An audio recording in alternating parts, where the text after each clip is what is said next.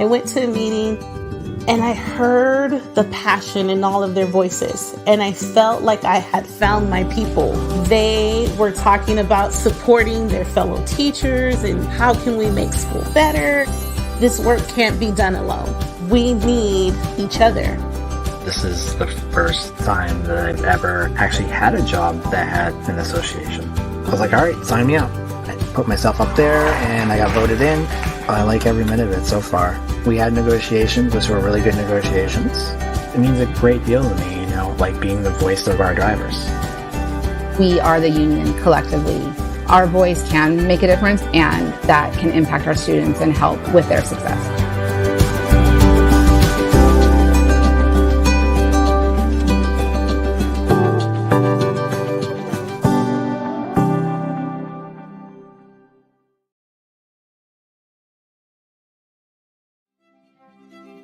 Art is not just something to look at. Art is not just something that comes inside of a gallery. Art is not just something that creates profit. Art is something that gives hope. Art has no barriers to language. Everybody can see it and observe it and take something out of it. Art is a powerful tool in order to motivate folks to move into what it is that they're passionate about. That's why for me, when I'm teaching art, one of the things that I try to incorporate is social justice and art activism, and show them the power and the empowerment that art can create when you create something for change, for immigration, for workers' rights, for social justice, for a cause that not only adults but students feel important and feel like they have the power to change.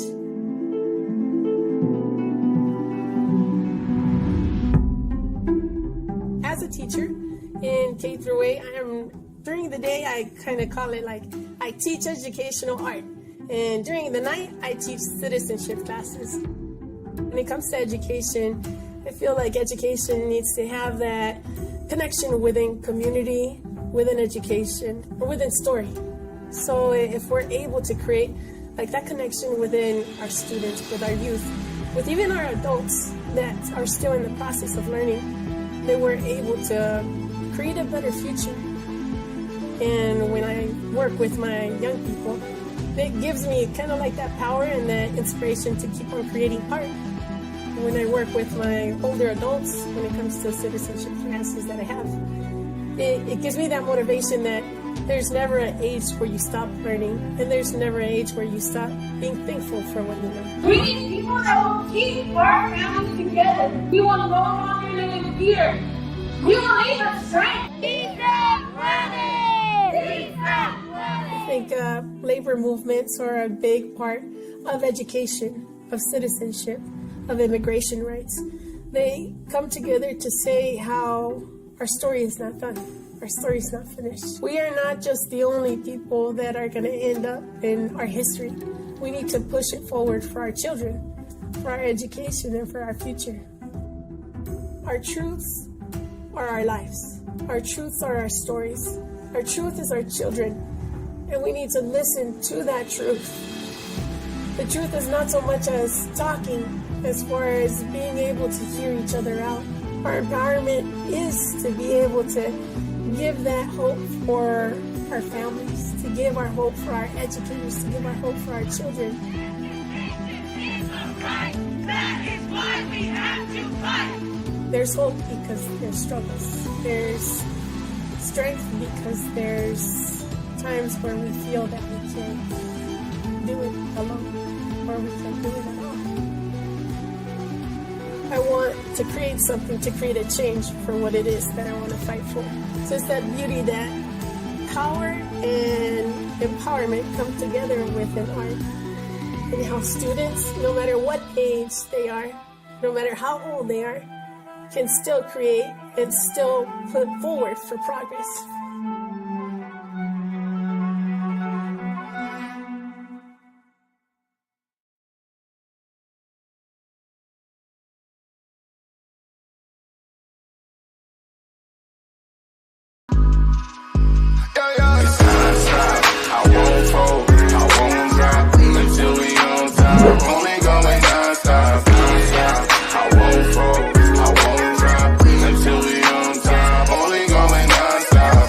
thank everyone for coming to the 2020 TAF Awards. This was a show like no other, people. This is the Grammys for dignitaries, educators, and support staff around the state of Oklahoma and worldwide. We cannot do this without the support of the people. So we thank you, I thank you, for being such a dedicated supporter to this movement for the Teachers Appreciation Foundation. I thank you.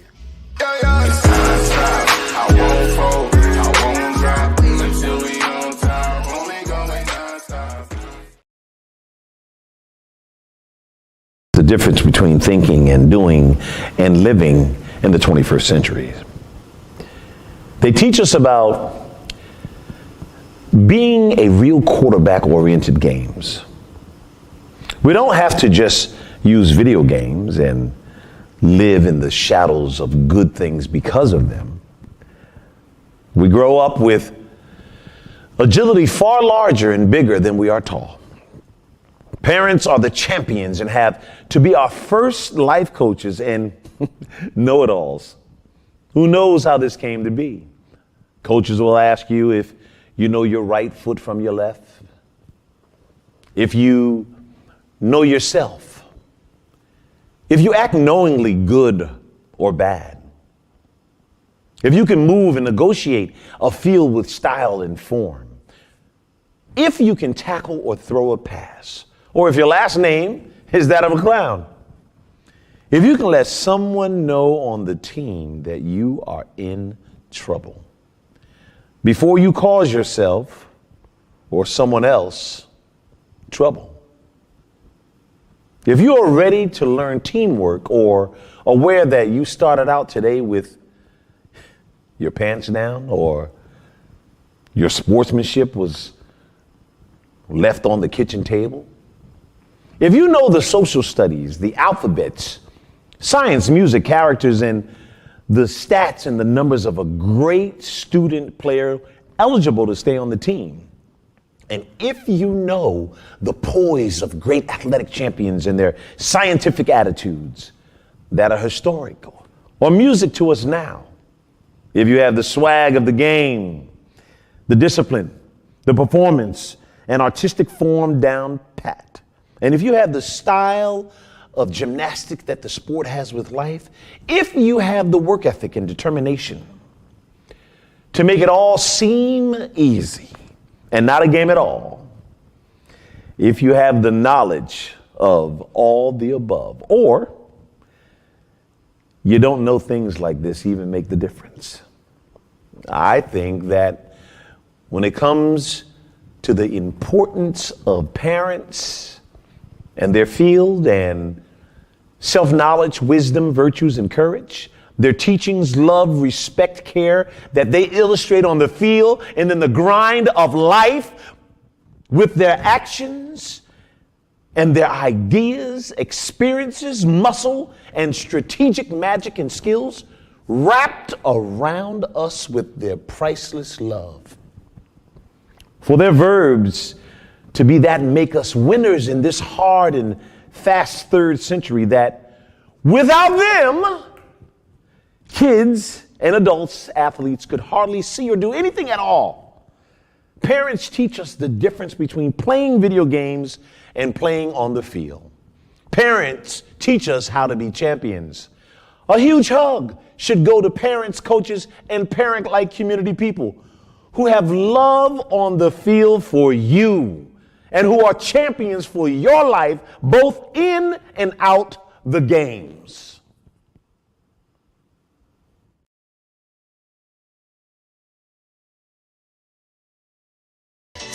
I am Maxine Phillips, Chief Learning Officer of LevelLess, a learning-based coaching company that partners with parents to empower teens to create a strategy for succeeding in life. Are you overwhelmed or feel stuck when your teen is undecided about selecting a career path? Our college and career program provides assessments, individualized coaching, and workshops to help teens identify their unique purpose and select a profession that complements their strengths. Call us.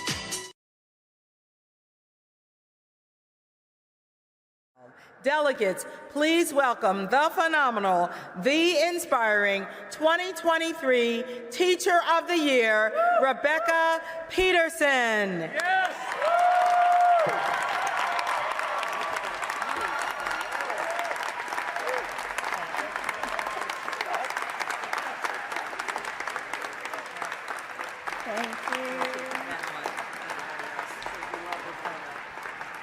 Thank you so much. What a joy to be with you today and celebrate and honor the power of public education. As I look out at a crowd this size, I am reminded of our collective impact. I'm reminded how crucial each and every member of our school community is. I know these are trying times to be in public education, so now more than ever, I'm humbled by and so grateful for our collective potential. I'm grateful for our bus drivers, whose good morning might be a child's first positive interaction of the day. I'm thankful for our child nutrition workers, who know that students can't learn when they're hungry, so they work tirelessly to make sure our kids are always fed. I'm wonderstruck by our custodians who keep our buildings beautiful because they know beautiful school tell our students that they are worthy.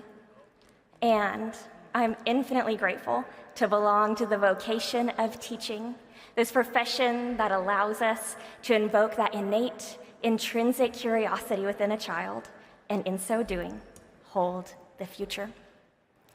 Last school year, I had the honor of traveling all over my home state of Oklahoma, documenting the stories of our teachers there. And every time I drove home from visiting a school, I thought, if only everyone could see what I get to see. If only everyone knew how relentlessly committed our teachers are to our students' well-being. I've learned from teachers across the hall, across my state, and soon across our country. And I continue to be so inspired and challenged by what you teach me.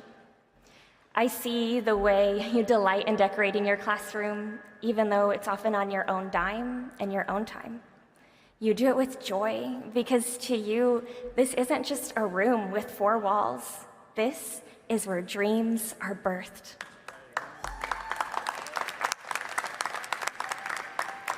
I notice the way you embrace the student who came to school with clean clothes, just as genuinely as you embrace the one unable to.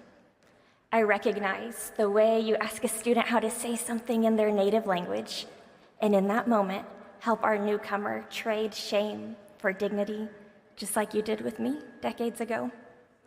I watch the way you know when to praise the smallest of victories and when to push for better work.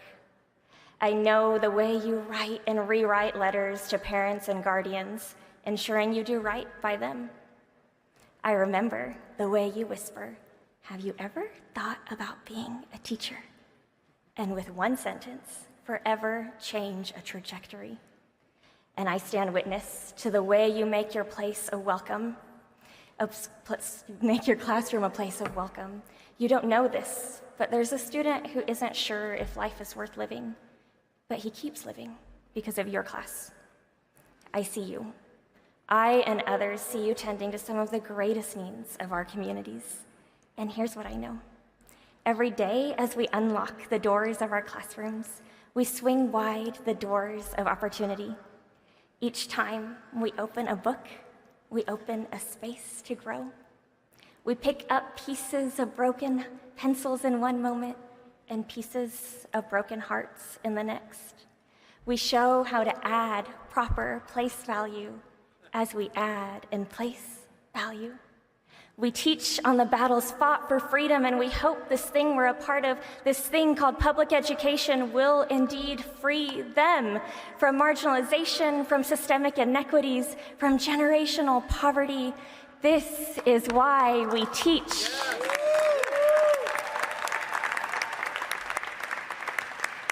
Because public education is for all of us.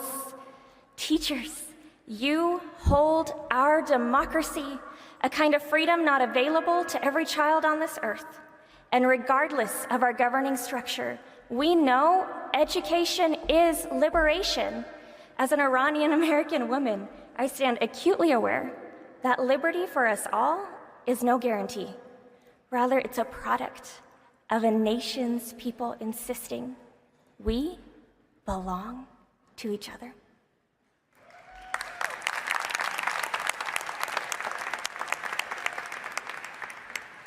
Teachers, you're the ones carrying that banner. Thank you for carrying our mission that every single child is in, no matter the color of their skin, zip code, or gender, no matter their socioeconomic background, religious affiliation, immigration status, or sexual orientation. All are welcome. These doors are wide open for everyone. Everyone's in, everyone belongs, everyone has a seat at the table. That's the heartbeat of our country, and we as educators safeguard it every day. May we keep showing up for our students. May we reflect on the impact of our work. May we continue to stand with one foot grounded in reality, while the other stands in the promise of what can be. And may we lean in to what our students have always taught us, that we belong to each other. Thank you.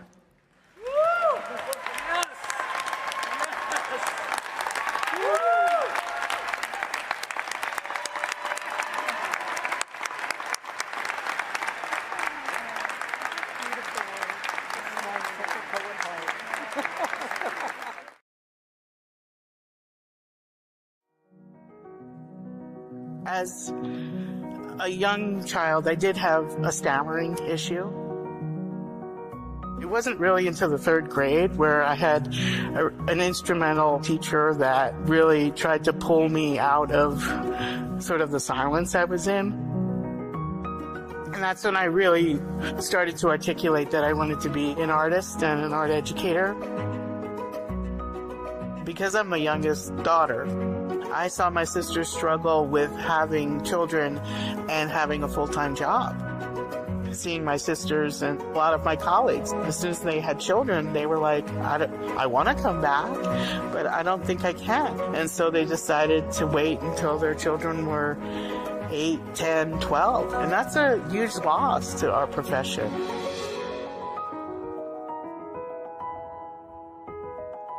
As we started to talk about how we were going to launch this and get it off the ground, the first obstacle, I think, is that nobody had done it before in the state. There's this notion that people need to pay at a certain rate to put their child in a quality daycare center. And I really pushed back. The field of education is predominantly women, so we have to acknowledge what their life's paths are. Child rearing is a big part of that. You shouldn't pay half your salary to raise your children, especially when you're taking care of the community's children. That should be free. And so we're using the ESSER money, but we're hoping that our state will see the need to maintain this and help us fund it.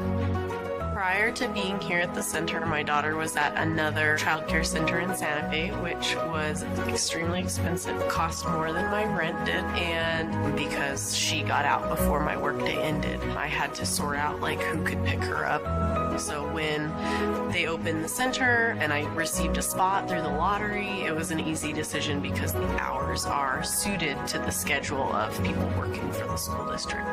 So the mission of the Child Care Center is more than to alleviate expense for our employees. I didn't know I wanted to go into education until I actually started internshiping here. These kids are, 1 to 3 years old, and they're like really independent.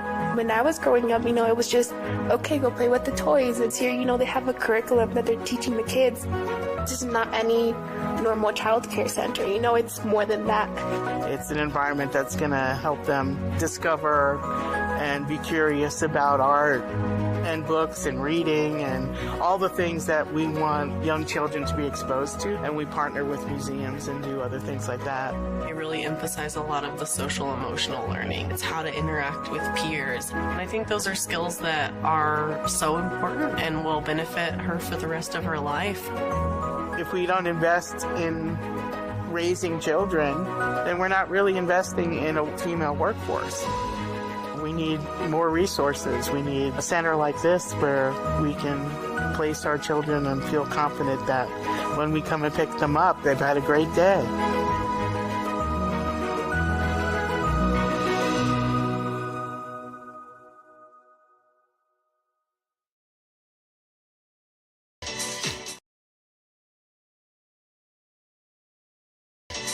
I am Maxine Phillips, Chief Learning Officer of Level Less, a learning-based coaching company that partners with parents to empower teens to create a strategy for succeeding in life. Are you overwhelmed or feel stuck when your teen is undecided about selecting a career path? Our college and career program provides assessments, individualized coaching, and workshops to help teens identify their unique purpose and select a profession that complements their strengths. Call us